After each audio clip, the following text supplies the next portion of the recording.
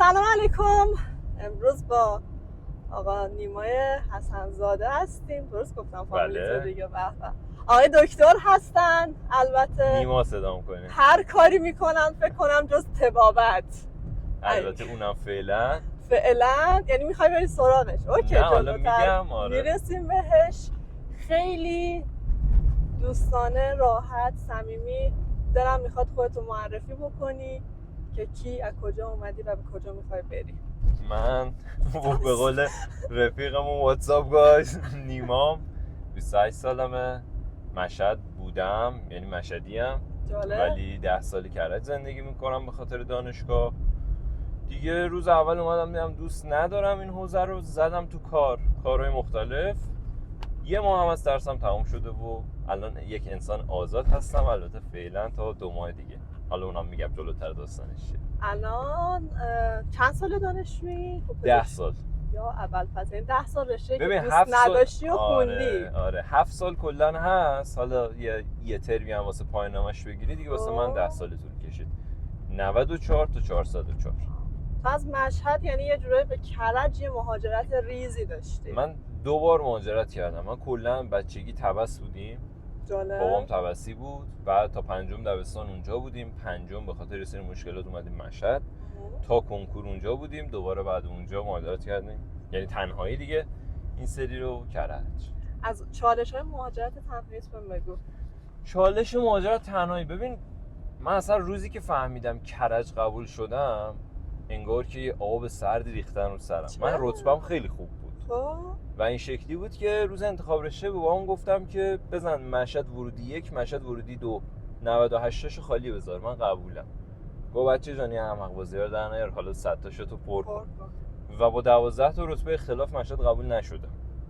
بعد من یه سری پلن ریخته بودم واسه خودم که تو قبول شی، شیمیم خوب بود، با فلان معلم میبندی، با فلان جا میبندی، میری تدریس، انقدر پول در میاری فلان. نتیجه اومد کرج. کلن اصلا همه چی پاشید و خب خیلی اولش داغون بودم. ولی نمیدونم روز اولی که اومدم کرج دانشگاه رو دیدم، با اینکه خیلی دانشگاه داغونی بود، عملا یه ساختمون بود دیگه، ساختمون مسکونی. بابام هم خیلی دلزده شد، حتی گفت بیا بریم یه دانشگاه دیگه یه جوری با یه آشنای ثبت نامت کنم. گفتم نمیخوام، همینجا اوکی. ولی افسردگی داشت دیگه. پای انتخابی که کردی موندی یعنی؟ ببین یه جورایی آره، پای شهره موندم، یعنی کرج چسبید بهم، نه خود اون رشته. و همین دیگه. آره الان وقت انتخاب رشته بچه‌هاست، نتیجه کنکورشون اومده، خیلی‌ها احتمالاً ایشالله که این دو برگردون داشته باشه. برو حالا ببینیم به کجا میخوره. آره، و به عنوان کسی که همچین تجربه تقریبا میشه گفت تلخی داشته، با این که داری پزشکی میخونی، یعنی همچنان این نکته نمیشه در نظر نگرفت که پزشکی داری میخونی، دلی بخوای بگی میخونی تمام شد. مونده هنوز دیگه مدرک تمامه. آره بابا یه ما شیرینی چشم همینو بریم یه قهوه بخوریم. ولی جدا چه نصیحتی، چه حرف دلی نمیخوام نصیحت باشه، یه چیزی که دلی بخوای به بچه‌ای که الان واقعا گیجی دارن میزنن بگی. ببین اولین داستان اینه که واقعا کنکور مهم نیست. واقعا مهم نیست. من با اون ذهنیت و جوی که تو دبیرستان هست، خیلی همکلاسی‌های درس نخونم و همیشه تو دلم حسرت می‌خوردم. گفتم نگاه کن این بچه بنده خدا آیندهشو داره خراب میکنه، چرا درس نمیخونه؟ الان نگاه میکنم اون داره ساختمون میسازه، 10 تای منو میخره آزاد میکنه. و واقعا کنکور ضامن موفقیت نیست. یعنی خیلی به نظرم چیز کوچیکی تو زندگیه. این اولین نکته. دوم این که لزومی نداره همه برن دانشگاه اصلا. آره. چرا باید همه برن دانشگاه؟ من فکر نمی کنم هیچ جای دنیا این شکلی باشه. مثلا خارج از ایران تو نگاه کنی، من چند تا فامیلامون اونورم میپرسم، یکی در آشناها میره دانشگاه، براشون این شکلیه که واو یه نفر رفته دانشگاه. مثلا همه نمیرن دانشگاه که تحصیل بکنن. اصلا تحصیل برای همه نیست. مثال میگم ما نجار میخوایم، نجاری هم شغلی نیست بری دانشگاه یادش بگیری، باید بری تو کارگاه. و اینو میگم که یک، کنکور واقعا مهم نیست، یعنی خیلی بخش کوچیکی از زندگیه. دو، این که اصلا شاید واقعا تو برای دانشگاه ساخته نشده باشی. خودم این شکلی هم من اصلا آدم درسی نیستم، اشتباهی توی این مسیرم. و 3 اینکه علاقت ببین کجاست. خب راجع به این علاقه پیدا کردن تو چجوری فهمیدی پزشکی دوست داری؟ ببین اینجا یکم داستانه. بچه‌های ریاضی کارشون ساده‌تره. خب نمیپذیرم ولی اوکی. ریاضی بودی؟ آره. خب ببین یه جهاتی میگم کار شما ساده‌تره، چون شما همون ابتدای کار جلوتون فقط رشته‌های لیسانس. آره. فقط رشته‌هاییه که 4 سال زمان میبره. بچهای علوم پزشکی که هم جو گذاشتن دندون دارو پزشکی 6 سال 7 سال مسیر جلوته. و تو وقتی بری تو این داستان سال 2-3 بفهمی علاقت نیست، یک نمیذارن انصراف بدی، اتفاقی که برای خودم افتاد.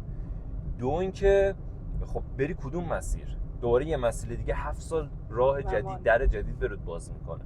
من اگه مثال میزنم لیسانس کامپیوتر باشم، مثلا سال 2-3 باشم، میگم خب اوکی یه تغییر رشته میدم مثلا به برق، یه سالش واحداشو گذروندم، تطبیق میخوره، 2-3 سال دیگه پیش رومه، نهایتا 2 سال عقب میافتم. بچه تجربه این شکلی نیست و علاقه پیدا کردنم به نظرم انقدر باید تست کنی، چیزای مختلف رو تا دستت بیاد. هیچ راهی نداری که مثلا تو بری یه تست روان پزشکی بزنی، MBTI بزنی، بگی خب من شغلم اینه، من فلانم. به نظر من این شکلیه. فکر میکنم تو هم مثل من باشی. منم سال 2 دانشگاه بودم که فهمیدم اصلا من اینجا جایی ندارم و قطعا اون لحظه خیلی تلخیه که اوکی من باید این مسیر رو برم. حالا تو به خاطر رشته نمیتونستی انصراف بدی. آره. من به خاطر خانواده نمیتونستم. منم به خاطر خانواده نمیتونستم. و خب خیلی پوچیه بدیه. فکر کن این همه تلاش کردی رسیدی یه جایی که فکر میکردی تو اونجا جاته ولی نبوده. واسه آدمایی که مثل من و تو بودن، تو خودت چجوری انگیزه رو پیدا کردی؟ بذار اصلا اینجوری بگم، چجوری انگیزه پیدا کردی، تغییر مسیر دادی، ول نکردی، ادامه دادی؟ ببین بذار یه فلش بکی بزنم. من بابام توی معدن زغالسنگ شهرستان طبس کار میکرد، مهندسی بود اونجا، رئیس بخش آزمایشگاهش بود. و مثلا بچه‌ای میری محل کار بابات، من 1-2 تا زومکن از اونجا برمی‌داشتم، میومدم تو خونه میذاشتم رو کمد، روشم مینوشتم شرکت نیما گستر. یعنی ذهنیتم بچگی این بود که من این شرکتی باید داشته باشم و احتمالاً آره و احتمالاً هم شرکت‌ها ته اسمش گستر میخوره که میشه شرکت. همچین چیزی. اومدم و من کلاً عشق ریاضی بودم. هیچ کس شاید تا دبیرستان فکر نمی‌کرد نیما بخواد مسیر پزشکی بره، مهندسی. اول دبیرستان رفتیم خونه عمم، خدا بیامرزش الله خود عمم، و بچه‌هاش این شکلی بودن که دخترها پزشک، شوهرها مهندسی. این شکلی بود که مهندسی کار نداره برو پزشکی. دخترام گفتن آره همین تاییده و فلان. و منم نمیدونم چرا بدون هیچ نهی، بدون هیچ تحقیق گفتم باشه و رفتم پزشکی. یهو مسیرم عوض شد و گفتم خب پزشکی باید درس بخونی، زیست باید بخونی، باشه میخونم. درس من خوب بود و همین. اومدیم روز انتخاب رشته، گفتن دندون میخوای دارو یا پزشکی؟ گفتم بابا داروساز که کاسه به پشت دخل وامیسته، دندون پزشکی هم که تراشکاره، بزن پزشکی. یعنی حتی من فکر نکردم و تحقیقم نکردم، اشتباه بزرگم. روز اول ساعت 8:30 صبح استاد آناتومی که شروع کرد به صحبت و سلام علیک و خوش آمد و گفت درس رو شروع کرد، فهمیدم که اینجا جای من نیست. یعنی اصلا کنسله. فهمیدم که نیما تو کلن اشتباه آمد. ولی خب یادم از روزایی که واسه کنکور درس میخوندم، تایما که میخواستم استراحت کنم به خودم انگیزه بدم، انگیزم حدس میزنی چی بود؟ نمیدونم واقعا. من شیمیم خوب بود، انگیزه این بود که نیما تو قبول شو دانشجو پزشکی شو، بر اساس اون دانشجو پزشکی و رتبت میتونی بری تدریس کنی، ساعتی ان تومن در بیاری، بعد فلان همایش و فلان کلاس و فلان باید، این میشه زندگیت. یعنی مثلا از اول انگیزه پول داشتم، انگیزه کار داشتم، نه انگیزه پزشکی. انگیزه پزشکی القا میشد به آدم، هم توسط مشاور، معلم، خانواده، فامیل. چون درست خوبه تو دکتری؟ نه اصلا این شکلی نیست. و وقتی اومدم دانشگاه 1 سال 2 سال اول هنوز درگیر تدریس بودم. خب یهو اومدم تو تهران، هیچ آشنایی نداشتم، همه جا رابطه میخواست، پارتی میخواست. منم ببین اصلا این نیما و نیما نیستا، بچه مثبت، خونگی، کمروی، خجالتی، همچین چیزی.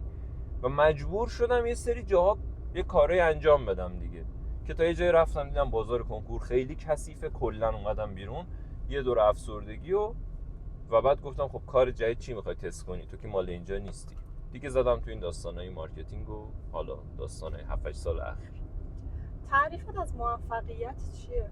دلت اوکی باشه، خودت با خودت حال کنی، اصلا مهم نیست. آرزم خدمت که داشتی گفتی از چی خوشحالم، گفتم راهنماییم کن چون واقعا بهش فکر نکردم. ببین مثلا بخوام راجع به خودم بهت بگم، من به شدت آدمیم که به خوشحالی های کوچیک تو زندگیم خیلی زیاد اهمیت میدم، چون یه جاهایی یه موقعیت های تو زندگی اتفاق میفته که به شدت قدرت از پا انداختن ما آدما رو داره و خب تو نمیتونی یه چیز بزرگ به خودت هدیه بدی. مثال بگم، مثلا نمیتونی یهو بری یه سفر اروپا، یا حتی شاید مثلا نتونی حتی تا شیرازم بری 2 روز بمونی برگردی، ولی اون خوشحالیای کوچیک، اون دلایل کوچیکی که باعث بشه حالت خوب بشه رو به نظر که تاپیکایی که آدم واقعا جدی باید بشینن بهش فکر کنن که اوکی چی منو خوشحال میکنه. مثلا من خوراکی همه نوعش خوشحالم میکنه، کلا دخترها با این خوشحال میشن، شرایطی خوراکی میتونه منو خوشحال کنه. یا یه لوکیشنایی از تهران هست، خب من عاشق رانندگی ام، من مشخصه دیگه بله تو ماشین داریم چاله شولای اینجا رو گذر میکنیم. من رانندگی خیلی خوشحالم میکنه. من یه سری لوکیشن دارم که تنها میزنم به دل مسیر و میرم و اون مسیره، اون فکره که تو اونجا داره اتفاق میفته، همه اینا چیزایی که منو خوشحال میکنه و این ریز دلایلی که هست واقعا به نظر من میتونه ناجی یه روزهای سخت آدم ها باشه. فهمیدم. خب ببین منم چند تا چیز این شکلی دارم، حالا بهت میگم. اتفاقا راجع به همون بحث سفر اروپا که گفتی، زمانی که دلار هنوز خوب بود و منم سال اول دانشگاهم بود، وضع خانواده‌مون خوب بود. یعنی ما مثلا 2 سال یه بار یه سفر ترکیه دبی میرفتیم. دیگه دلار گرون شد و دیگه ما نتونستیم سفرمون رو بریم. لازم دیگه نمیتونیم بریم. آره بعد مثلا چند سال مامانم خب سر درس که خیلی طول کشید، سربازی به تناسب اون طول کشید، مامانم این شکلی بود که زودتر برو فلان، یه سفر نمیخوای بری دلت تنگ نشده؟ این شکلی بودم که نه، واقعا نه. مثلا اوکی الان منو بفرستی مثلا کف الی، میتونم اندازه‌ای که توی کرج خودم خوش میگذرونم خوش بگذرونم، چون اون چیزهای ریز رو احتمالا من اونجا هم تکرار میکنم. چیزهای ریز چیه؟ من یه یوتیوبری تو زمینه فوتبال دنبال میکنم، این 2 روز یه بار صبح ساعت 10 ویدیو میده. اون 11ی که من بیدار میشم میرم قهوه، مثلا یکی از چیزایی که خیلی حال میکنم قهوه رو بگیرم بیام تو ماشین. پلیس من میترسم پلیس. ترس زندان آدم به خاطر پادکست میتونه زندانم بره. نه اون که هیچی، من کمربند رو برات ببندم. نه فاصله داریم. آره نه بذار باشه حالا. نه خیلی دوره، جدی دارم میگم خیلی دوره. ریز بدم نفهمه. آره. مثلا من اون ساعت 11:30 که پا میشم میرم قهوه رو میگیرم میذارم تو ماشین، کولرم میزنم، گوشیمو وصل میکنم به بلندگو، 1 ساعت میشینم تحلیل بازی رئال مادرید مثلا ببینم اون چی میگه و قهوه میخورم و حالا کارهای بعد قهوه که شاید اینجا نگم بهتر باشه و این به من خیلی حال میده. همین. یا اینکه مثلا با تناسب کارم که توی سوشاله صحبت کردم با آدم‌ها تو دایرکت، یه سری سوالاشون رو جواب دادم، بهم حال میده. یه پستی بذارم که یکم ویو بگیره، حال میده. همین واقعا چیزهای ریز. علاقت به سیارو رو از کجا پیدا کردی؟ و کلا مارکتینگ، ورودت به مارکتینگ از کجا اتفاق افتاد؟ ببین خب با توجه اون چیزی که گفتم، من روزهایی که داشتم واسه کنکور درس میخوندم تو فکر پول بودم، نزدیکترین چیز شاید به پول حرفه فروش و مارکتینگ. چیزیه که تو همیشه باش درگیری اگه دنبال پول هستی و تو هر حوزه هم استفاده میشه دیگه. ناخودآگاه رفتم به این سمت و خب استارتش شاید این میخواد پارک دوبل بکن. خدا دست من نیست داداش. من کاری ازم من کجا میخوای پارک دوبل کنی سلطان؟ آره و استارت این داستان خب یه سال دایم خارج از کشوره تو فاز استارتاپ و اینطور چیزاست. اومد ایران و سال اول یا دوم پزشکی بود، هنوز من تو کار تدریس بودم. ببین گفتم تو اینترنتی، خب من عشق اینترنت بودم همیشه بچگی، از زمانی که دایل آپ بود مامانم را مینداخت، من حتی بلد نبودم. این شکلی گفت که این همه تو اینترنتی چرا ازش پول در نمیاری؟ گفتم مگه میشه؟ گفت آره بابا یعنی چی؟ گفتم خب مثلا چه جوری؟ گفت ما خونه میخوایم تمیز کنیم، تو اینترنت یه درخواست میزنیم، 4 تا چینی میریزن، $80 میگیرن، زیر و رو میکنن میرن. همچین کاری. چند سالت بود؟ سال 95 بود دیگه، دقیقا سال 1.5 از پزشکی گذشته بود دیگه. من از اون دوره افتادم تو این داستان، سایت بزن دسته با شکسته، پست بذار، نمیدونستی یعنی SEO این داره میاد بالا یعنی چی. آشنا شدم و اینا و خب یه دوره خیلی خوبی توی SEO بودم، رو پرسونال برندم حتی کار کرده بودم سال 97-98. بنا به دلایلی یه دوره 1-2 ساله‌ای کلا دیگه فعال نبودم، ولی پروژه‌مو انجام میدادم. دوباره که برگشتم دیگه دیدم این حوزه یکم اشباع شده و شاید اون یونیک بودن رو ندارم. یکم تحقیق کردم دیدم برای خودم هم کسل کننده شده. گفتم کجا برم که حال کنم، به سیارو خوردم، خوندم، جالب بود و این شد که الان هست. سال بعدی بیارم. اب نداره، میخوایم من سال بپرسم تمام. الان تو زندگیت احساس موفقیت میکنی؟ بله. چرا؟ چون اون چیزی هست که میخوام دیگه. بهت گفتم دلم اوکیه. حالت با این زندگی خوبه؟ آره حالم با این زندگی خوبه و مثلا خیلی ها، مثلا الان که این پیج پزشکیه رو زدم، خیلی دکترها میان که نه بابا اینطوری هم که میگفتم بد نیست، تو برو 2 جا چیف بده. یا حتی بچه خودمون که الان تو اون زمینه کار میکنن، نه نیما ما مثلا انتومن هم در میاریم، حالا اون قدم بد نیست. اون انتومنه از درآمد فعلی من بیشتره، اوکی، ولی ناراحتم نمیکنه. من خوشحالم که اینجام، خوشحالم که صبح ساعتی که دوست دارم از خواب بیدار میشم، خوشحالم که امروز با تو قرار پادکست گذاشتم، راحت میتونم هر چیز دیگری رو کنسل کنم. من اگه تصمیم بگیرم امشب برم رشت دوست داشتنی، زنگ میزنم به رفیقم میگم امیر بسم الله، میگه بسم الله، میریم. و واقعا محدودیتی تو زندگیم ندارم و این برای من خیلی ارزشمنده.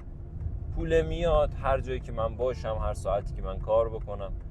جذب پلیس دارم من. آره کلا نمیدونم چیز داری و همین. خیلی من ساده میگیرم یه سری چیزها رو. اهداف خیلی بزرگی دارم و گذاشتمش به وقتش بهش فکر میکنم. خب میخوام حالا ما بذار اول اینو بگم که نیما یه پادکست داره، ویدیو کست بیشتر ولی وایسش هم منتشر میکنه. بله. تو پادگیرها میتونید پیداش کنید به اسم نیمچت. ما 2 روز پیش مهمون نیمچت بودیم و خیلی تخصصی راجع به سوشال مدیا صحبت کردیم. اما اینجا و الان میخوام خیلی واقعی راجع به سوشال مدیا صحبت کنیم. ایوه. فکر نمی‌کردم اینجا موضوعش به این ربط داشته باشه. میخوام اول از همه تعریف خودت رو نسبت به سواد رسانه بگی. سواد رسانه چیه؟ یه چیزی بهت بگم، ببین من اصلا تو زمینه شغلیم آدم آکادمیکی نیستم. یعنی تو حتی الان بگی SEO رو تعریف کن، شاید نتونم تو یه خط برات تعریف کنم. یه سری درک ها دارم معمولا. دقیقا من همونو میخوام. سواد رسانه‌ای یعنی همون شعور اجتماعی. تو جمع دوستات چطوری صحبت، ببین فرض کن این شکلی، من با دوست دخترم رفتم توی جمع مهمونی، یه جوری اگه رفتار بکنم که اون شرمنده بشه، مثلا شوخی‌های زشت، صحبت‌های بی لول، یا مثلا با یه دختر دیگه تو اون جمع بخوام برم صحبت کنم، کارهای زشت بی لول، خب این کار اگه انجام بدم اون شرمنده میشه. پس من نیازمند یک شعوری هستم تو اون مهمونی، تو اون جمع، تو اون دور همی که رفتیم. همین شعور رو بر تو دنیا آنلاین به نظرم میشه سواد رسانه‌ای. آره خیلی باهات موافقم. اصلا خود کلمه شعور به نظرم میتونه بخش عمده‌ای از تعریف سواد رسانه رو کاور کنه. دقیقاً. شعور استفاده از اون پلتفرم میتونه تعریف خیلی خوبی از سواد رسانه باشه. یه مثال برات بزنم. اون روز تو هم پیج جدیده یکی از همکلاسی هم نمیشه بهش گفت، لیاقت همکلاسی نداره، یکی از کسایی که تو بیمارستان، خب ما خیلی با هم اصلا باش کاری نداشتم، من کلا با کسی که بدم بیاد کاری بهش ندارم، نه اینکه بخوام اذیتش کنم، اومد و یه سری کامنت های منفی گذاشت و منم آدمی هم که کسی نمیتونه رو مخم بره بازی کنه باهام. جواب میدم، عشق میکنم، میخندم. جواب دادم و کامنتش رو اومدم اسکرین شات گرفتم استوری کردم. بعد اومد نوشت که خیلی بی لولی، خیلی بی شخصیتی فلان و اینا، خدا رو شکر همه میدونن تو چجوری من چجوری. هم گفتم دایرکت هایی که الان بچهای دانشگاه بهم دادن اینو نشون نمیده، نشون میده شخصیت تو چیه. گفت خب بیا اونا رو هم مثل کامنت ها رو کن. گفتم نه، ببین اینجا میشه همون سواد رسانه‌ایه. شما کامنتی که گذاشتی پابلیکه، من حق دارم اسکرین شات بگیرم شیرش کنم، چون عمومی اظهار نظر کنم. آفرین. ولی اون دایرکته کما اینکه طرفداری از منه و در ضد توه، چون شخصی به من گفته شده به هیچ عنوان من نباید این کارو بکنم. یه سری کامنت ها هستن جداگانه من شیر میکنم، ولی اونم باز عکس و اسم و مشخصات اون طرف رو باید هاید کنی. این یه نمونه کوچیک از نظر خودم نسبت به سواد رسانه‌ای. ابعاد بزرگی هم داره دیگه، چی میگی چی نمیگی. حتی یه سری عقایدی داری به نظرم یه سری جا نباید شیر کنی. من یه سری عقایدی دارم که میدونم از نظر جمع درست نیست، اونا رو سعی میکنم نگم کسی جای تأثیری نگیره. اینا شاید به نظر من سواد رسانه‌ای باشه. خب اتفاقی که الان خیلی افتاده توی همه صنعت‌ها و همه موضوع، یعنی قبلا خیلی بیشتر مثلا روی آموزش طراحی سایت و اینا که یه سرم بهش تو نیم چت زدیم صحبت کردیم راجبش، ولی الان تو از آموزش ماهیگیری بگیر تا دیگه نمیدونم کلاسای درس دانشگاه، همه دارن به نوعی توی این مدیا دوره میفروشن، نوش جونشون پول در میارن. اما یه داستان خیلی پررنگ این وسط هست، یه سری دارن رویا فروشی میکنن. بله. خب نظر شخصیت رو راجع به این رویا فروش ها به عنوان کسی که داره توی اینستاگرام فعالیت میکنه، حتی دوره شاید بفروشه، دوره شاید مصرف کننده اون دوره باشه، خب نظر صادقانت رو بگی. ببین از چند جهت بهت میگم، چون راجع به این خودم یه زمانی داستان داشتم. اول اینکه من هم دوره میفروشم، ولی شاید تا چند وقت پیش باش مشکل داشتم. یعنی حتی با کما اینکه میفروختم یه تضادی تو خودم بود که نیما نکنه پکیج فروش بشی، تو همیشه خودت بدت میومد از این داستان. تا اینکه دیدم یه سری فیدبک مثبت داره میاد، یعنی طرف راضیه، زندگیش داره توی ابعادی تغییر میکنه، طرف داره شغل جدید پیدا میکنه، تو اون پوزیشن شغلی چه میدونم مسئولیت‌های بیشتری گرفته، درآمدش بیشتر شده، فلان جا این حرف رو زده، بهش کردیتی دادن، فیدبک مثبت بود و یکم بیشتر به خودم مطمئن شدم. از یه طرف دیگه نگاه میکنم میگم آقا بازار آزاده، شما هر جایی دست ببری بخوای یه حرکتی بزنی، مثلا الان یه ارگان نظارتی بذاری بگی پکیج فروشا رو جمع کن، توش فساد درست میشه، مخصوصا تو مملکت ما و عملا اشکال داره. تو باید بذاری مخاطب خودش آگاه باشه. وقتی مخاطب نمیخواد آگاه باشه، پس نوش جون اون پکیج فروشه، بذار بکشه بالا هرچی پول داره. میدونیم خیلیشون مزخرفن، مثلا جذب ثروت و چه میدونم پول با ارتعاش فلان و این دیاپازون رو بگیر ارتعاشش رو بچرخون بگیر دور پول. مثلا این فنگ شویی تو خونت یه دونه لوستر آبی بذاری با نور سبز، این به تو ماهی 3,500,000 تومان پول میده. هستن این چیزا دیگه، ولی وقتی مخاطب میخواد باید بره سمتش. یه نکته دیگه هم باید توجه بکنیم، توی قضیه سئو ما دو مدل مدرس داریم. مدرسایی هستن که کار تخصصی آموزش میدن، یه دوره داره 60 ساعت 70 ساعت با پشتیبانی آماده برای ورود به کار، پروژه، که خود من مصرف کننده خیلی هاشونم، میبینم یاد میگیرم و دارم از اون طریق کسب درآمد میکنم. یه سری مدرس هم هستن که معمولاً فالوورهای خیلی بیشتر، قیمت دوره کمتر، ساعت دوره مدت زمان کمتر در تعداد زیاد. اینا هم میشه بهشون خورده گرفت، هم میشه خورده نگرفت. مثلا یکی هست تو حوزه سئو بهش هم میگن استاد MH، حالا برین دنبالش، مهجیمی، خودش بچه‌ها میدونن. یه دوره 10 ساعته سئو داره میده، احتمالاً هولوش 2-3 تومن، ولی خب 1000 تا میفروشه دیگه. این آدم چرت و پرت تحویل میده، ولی یه نکته مثبت داره، آدم‌ها رو با سئو آشنا میکنه. اون آدم از طریق این دوره صرفاً آشنا میشه با دوره، صرفاً آشنا میشه با سئو. بعدش حالا باید بره سراغ این که من اگه بخوام تخصصی یاد بگیرم کجا برم، که اون زمان احتمالاً با یه شخص دیگه آشنا میشه که یه دوره 10 میلیونی داره، 60 ساعت پشتیبانی پروژه فلان. من دیدگاهم اینه. مثلا نمیدونم خوب گفتم نگفتم. 3 تا پارامتر خیلی خوب گفتی. من چرا این سوال ازت پرسیدم؟ بذار اینجوری برات پرسش بکنم. ببین مخاطب این پادکست بیشتر نوجوانا و جوون‌هایی هستن که هنوز اون راه اصلی، اون پشن اصلی زندگی خودشون رو پیدا نکردن و واسه اینکه آزمون و خطا بکنن خیلی سراغ این مدل‌ها میرن، مخصوصاً اون رویا فروش هایی که میگن بیا فلان کارو بکن اینجوری راحت پول در میاری، آموزش نمیدونم چیه، پول در آوردن در خانه، خانم‌های خانه‌داری که فلان بیسن. خب من بیشتر تارگت صحبتم روی این دوره هاست. تو 3 تا پارامتر خیلی خوب گفتی. یکی گفتی تعداد ساعتیه که دارن این آموزش میدن. میخوام یکی دیگه خودم اینجا بهش اضافه کنم، سرفصل چیزهاییه که دارن ارائه میدن. بله. رضایتی که طرف داشته. آقا با از دو تا کامل اینو باید مخالفم، رضایت معیار نیست. نه ببین الان مثلا همون رویا فروشا مگه کم راضی داره؟ منظورم رضایتی که طرف خودش هایلایت میکنه نیست. منظور من اون کامنت مثبتاییه که چه چه به به استادو میکنن. بیا برو رندوم به 20 نفرشون پیام بده، بالاخره داری پول میدی بابت اون دوره دیگه، رایگان که نیستش. آره. که برو به 20 نفر پیام بده، به راضی بودی، خوب بود، اصلا چیزی یاد گرفتی، پشتیبانی داشت نداشت. خیلی به داهه اعتماد میکنم و میفتم تو این دام داستانم. متاسفانه اینو به شدت آدم‌های راوی خوبی هستند. بله. و با این روایت فروشندن قشنگ فروشنده و رویا فروش‌های پرفکتی هست.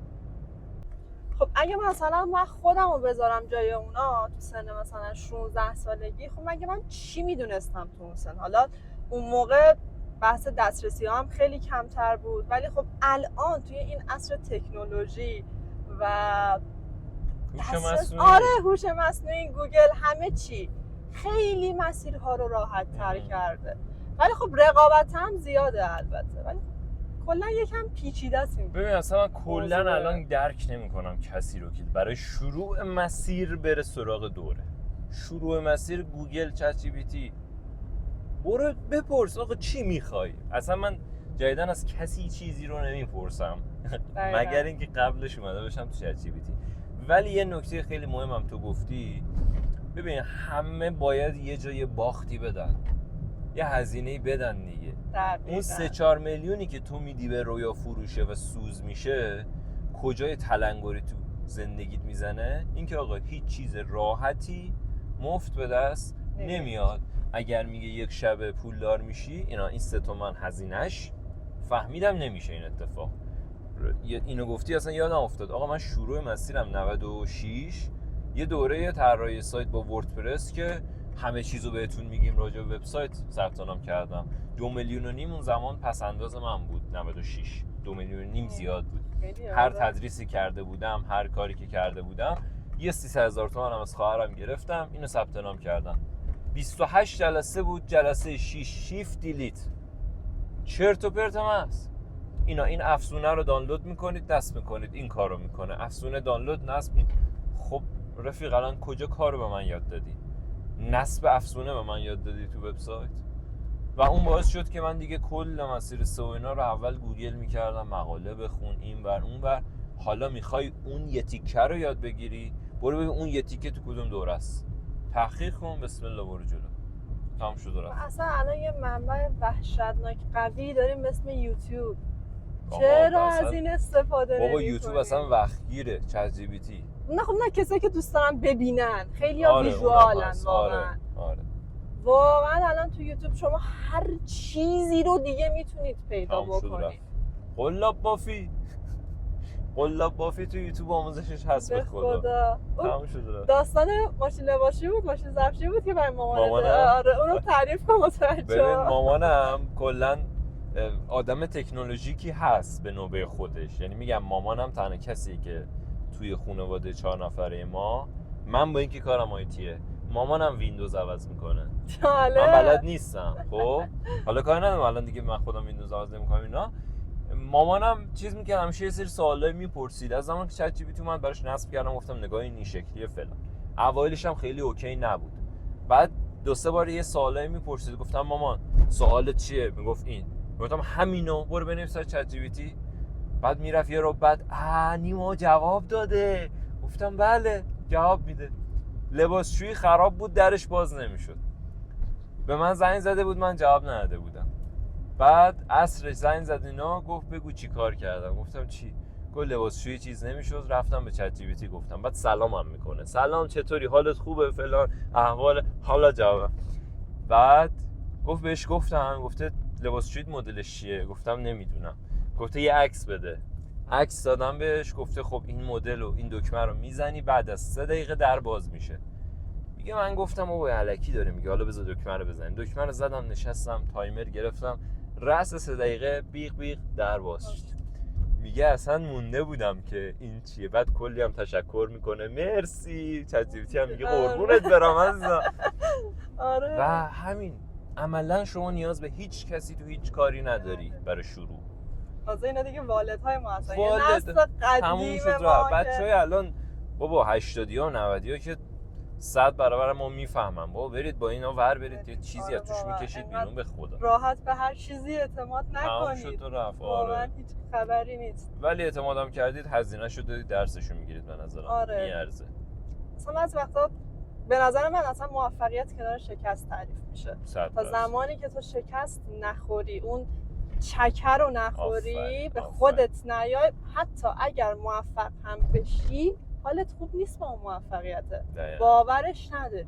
یه خاطره دیگه بگم اسم کنم باحال باشه. من با اینکه دوست نداشتم درسمو، تا ترم 7 پا به پای رفقام اومدم بالا، با تقلب، با شب امتحانی خوندن، هر چیزی. ترم 7 و تو کل این مدت هم کار میکردم و منطقه دست با شکسته.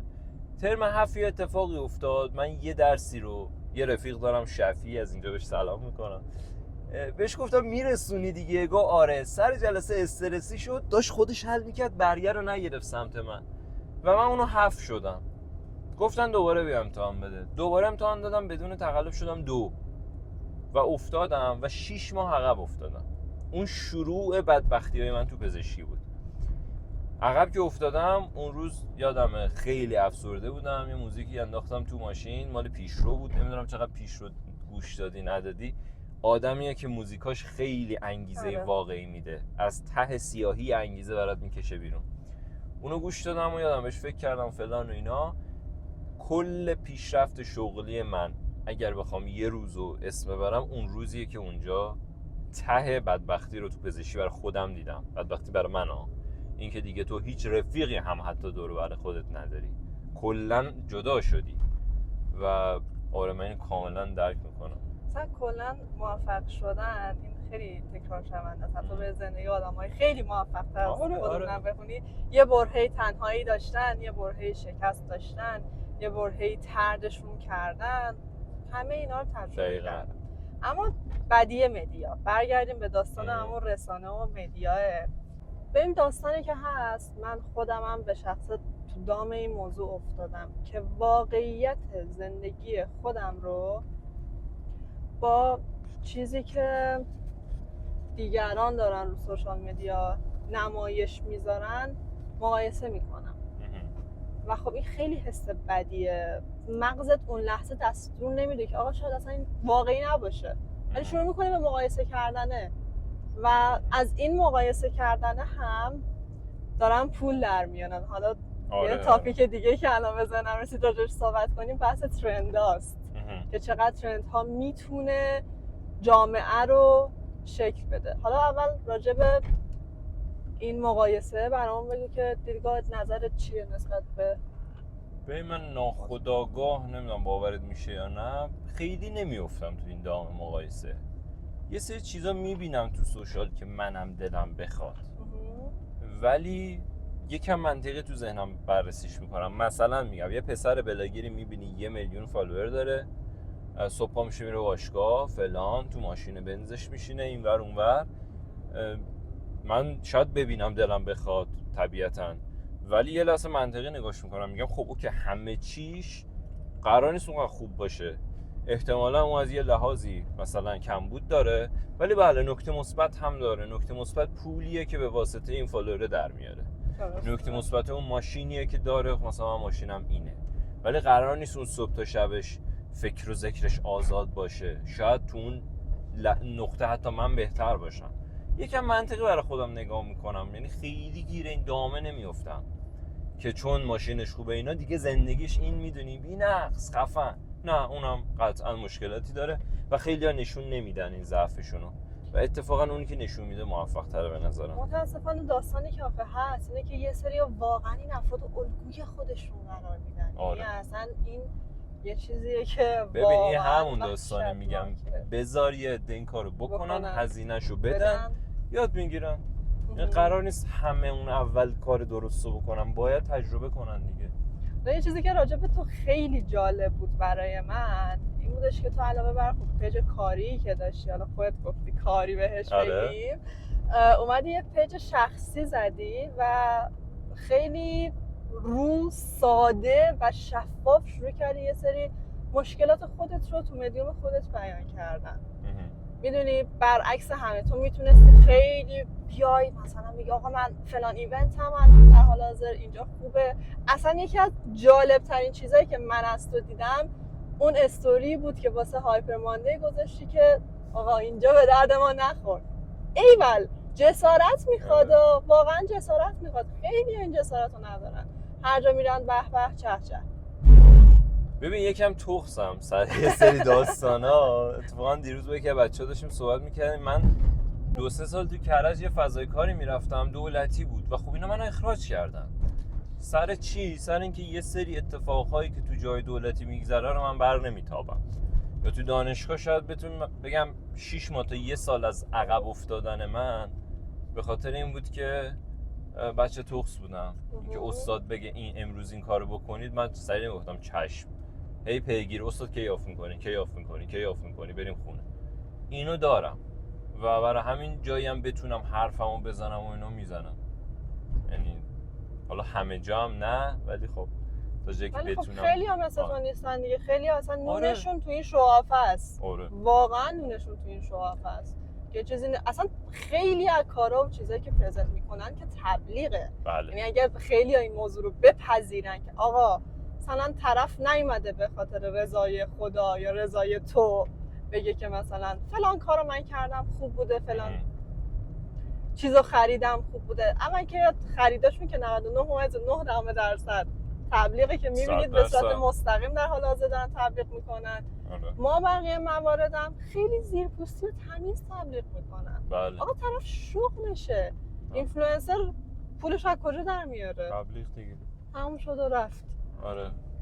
و کسایی که مثل من و تو داریم رسانه کار میکنیم میدونیم چه خبره میتونیم اینو بگیم.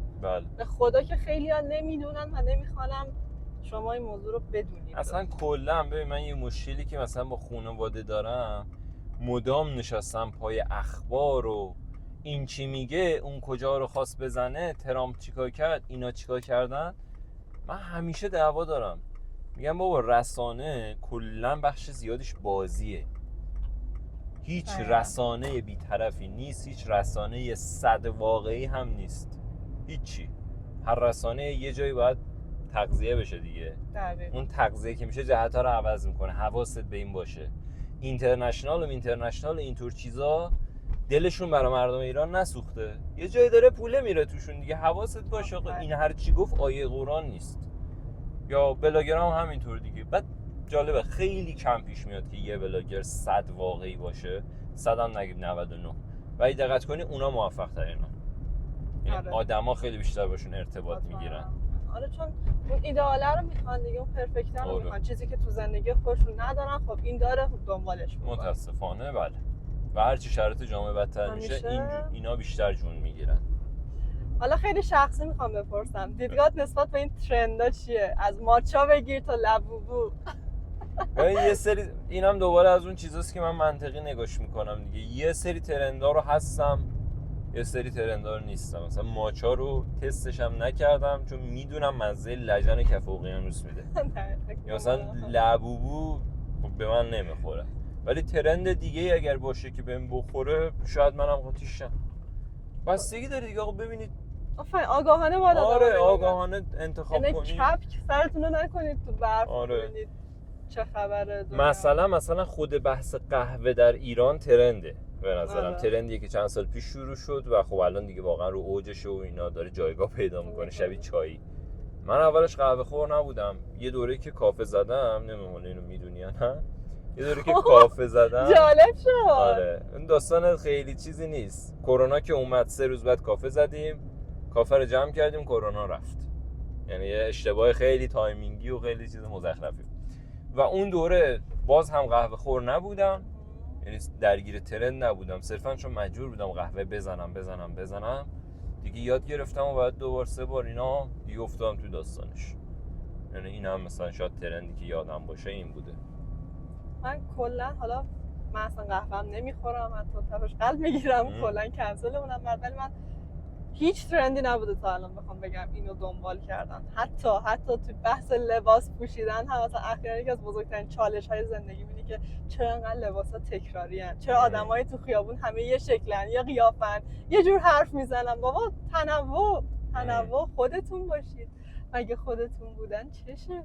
به خدا شما میتونید هویت خودتون رو داشته باشید. من اخیراً یه داستانی برام پیش اومد که یه کارگاهی شرکت کردم، یه دوره‌ای شرکت کردم که از این پکیج فروش‌های دوره درست اصلا پکیج فروش هم نیست این آدم. دوره راجع به خلاقیت بود. من به خاطر ماشینی شدن این روزگار، من به شخص از صبح که بیدار میشم دستم این گوشی است، پای سیستمم AI بازه. چت جی پی تی امروز نهار چی بخورم؟ یعنی حتی دیگه به اینم فکر نمی‌کنم. من از صبح فلان چیزو خوردم، کالری دریافتیم انقدر بوده، پیشنهاد غذا واسه کالری دیپوزیت انقدر چقدر، در این حد. و یه جایی دیدم که لعنتی از این مغزا استفاده کن، خواهی چیکارش کنی؟ یه جایی بالاخره باید کار بکنی دیگه. تعریفت از خلاقیت چیه؟ من خودت آدم خلاقی میدونی؟ آدم خلاقی میدونم ولی تعریفی ندارم. دوباره ببین از من تعریف نباید بخوای. من برداشتت رو لزوما تعریفی نیستش که یه چیز سرچی بخوای بهم بگی. کارهایی که به یه شکلی داره انجام میشه رو تو یه شکل دیگه ای انجام بدی، یا 2 تا چیز بی ربط رو بخوای به هم وصلش بکنی. مثلا من یکی از دلایلی که قطعاً میدونم واقعا مهم بوده بابت این که من یه پرسونال برند داشته باشم همین بی ربط بودنمه. پزشکی که SEO کار بکنه این یعنی چیه اصلا؟ احمقی چیزی هستی مثلا؟ فازت چیه تو این حوزه؟ این به نظرم میشه گفت خلاقیت. چیزای بی ربط رو بچینی کنار هم. خلاقانه ترین کاری که تو زندگیت کردی چی بوده؟ خیلی سخت بود. خلاقانه ترین. دوست دارم سوالای سخت، دوست دارم سوالایی که باعث میشه آدم ببین خب یه رو الان باید وایسی من فکر کنم واقعا. باعث شه آدم‌ها فکر کنن. ببین خلاقانه ترین کارهایی که کردم در حیطه روابط بوده و نمیتونم بگم.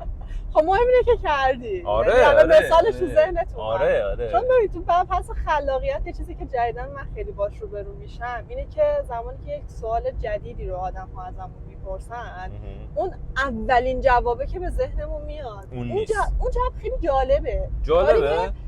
بودن نبودنش کاری ندارم، خیلی جواب جالبیه. حالا بعداً بشین راجع به موضوع فکر بکن که در مواجهه با سوال‌های جدید اولین جوابت چیه.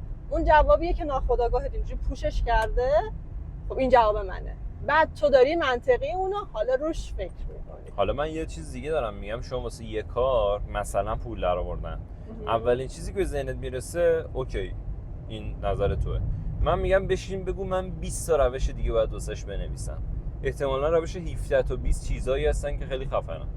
تا حالا هم راجبش فکر نکردی. چون شروع کنی همین الان من و توی که یه سری مهارت‌های مختلف داریم، راجع به پول درآوردن بخوایم فکر کنیم تا 10 میتونیم بریم. 10 تا 20 تا باید زجه بزنید تا به ذهنت برسه. سوالی که من پرسیدم سوالی بود که شاید خیلی تو زندگیش باش مواجه نشی. میدونی این سوالا خیلی سوالای دیپی ان. مثلا یکی از تو بحث ژورنالینگ یکی از پیشنهادایی که من همیشه به آدم‌ها میدم اینه که آقا مثلا یه کم میاری تو اون نوشتنه، برو با یک سری سوال‌های جدید خودت رو روبرو کن و بداهه بنویس. اصلا به این فکر نکن که جمله‌ای که دارم می‌نویسم معنی داره نداره، شاید یه مش کلمه پشت هم باشه. بعد بشین رو اون چیزایی که نوشتی فکر کن، چون این بالاخره از درون تو اومده بیرون. که این یکی از تمریناییه که میتونه قوه خلاقه ما رو ورزش بده. من اتفاقا چند وقتی یه سری پرامپت می‌بینیم مثلا تو اینستا میگن اینو به چت جی پی تی بگو، یه سری سوال ازت میپرسه بر مبنای اون تو رو خیلی نقدش میکنه. هر سری از چت جی پی تی پرسیدم اینطوری بودم که خب من جواب هیچ کدوم این سوالا رو نمیدونم. مثلا تست شخصیت شناسی، آیا تا به حال این کار رو کرده اید؟ نمیدونم. تو آدم این شکلی هستی؟ نمیدونم. معمولا راجع به خودم میتونم بگم آدم عمیقی نیستم، آدم سطحی ام. شاید اینم نمیدونم حتی. در یک نمیدانم بزرگ. آره یعنی خیلی میدونی رها نیما دارم. نمیداند. آره رها. به قول چیز ایگری تو گیم آف ترونز میگفت You know nothing جان اسنو. آره من تقریبا هیچی نمیدونم. دمت گرم، مرسی از اینکه وقت گذاشتی، مهمونمون شدی.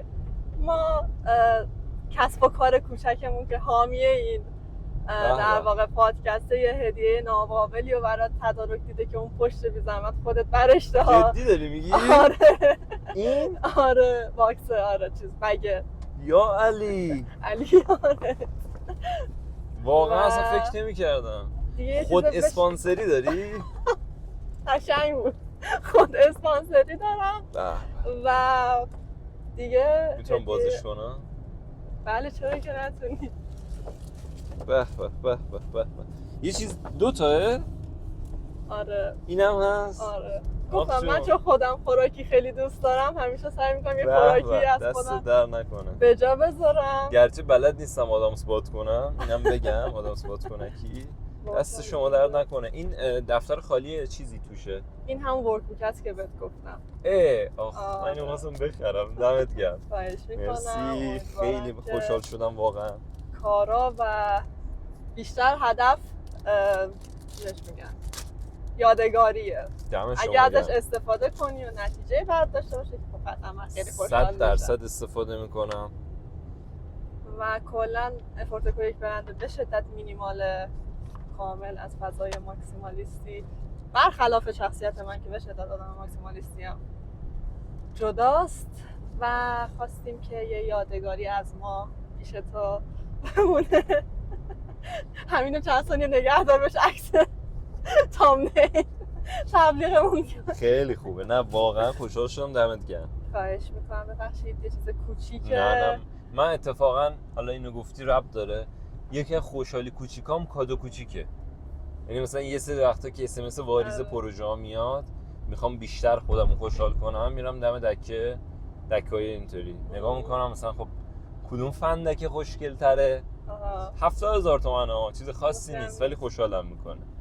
اینجور چیزا رو من خیلی حال میکنم. خیلی خوشحالم که الان داری به خوشحالی کوچیکت فکر میکنی. این یه خوشحالی کوچیک تاثیرگذار بوده پادکستم توی همین دقایق کوتاه 100% اینجا برای تو. خب خیلی واسه من ارزشمنده. دمت گرم، مرسی که بودی، مرسی که هستی و امیدوارم بیشتر ازت ببینیم و بشنویم. ممنونم. منم یه جمله‌ای بگم واقعا خیلی به خودم حال داد.